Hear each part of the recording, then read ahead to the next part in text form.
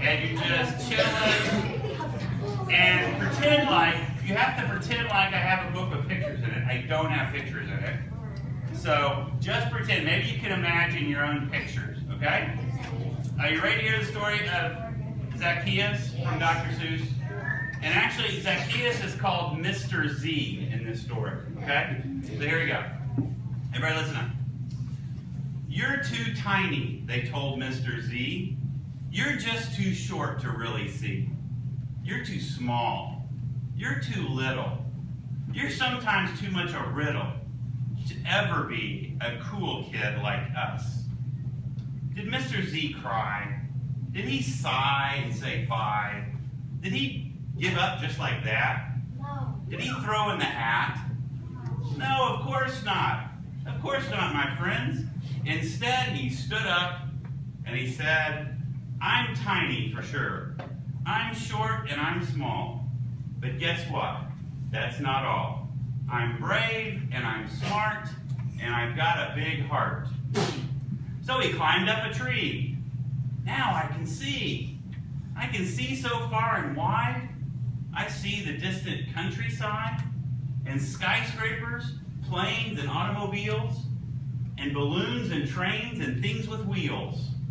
And I see that man whose smile is so wide that it makes everyone around him swell with pride. That's the man I was looking for. That's the man I couldn't see because I'm short. Remember me?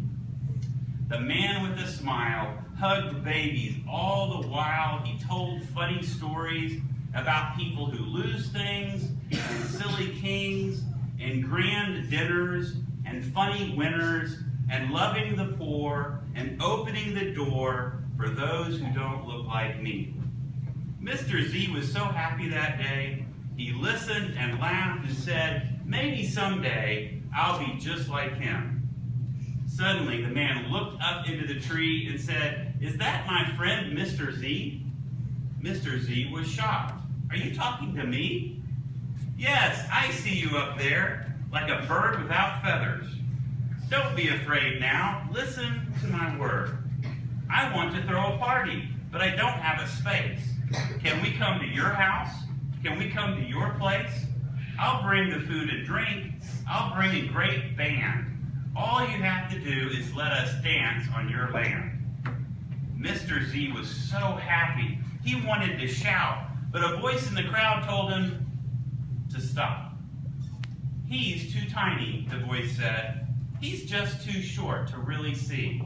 He's too small. He's too little. He's sometimes too much a riddle to ever be a cool kid like us. The man kept smiling. The smile didn't leave his face. He shook his head and then he said, is that true, Mr. Z? Did Mr. Z cry?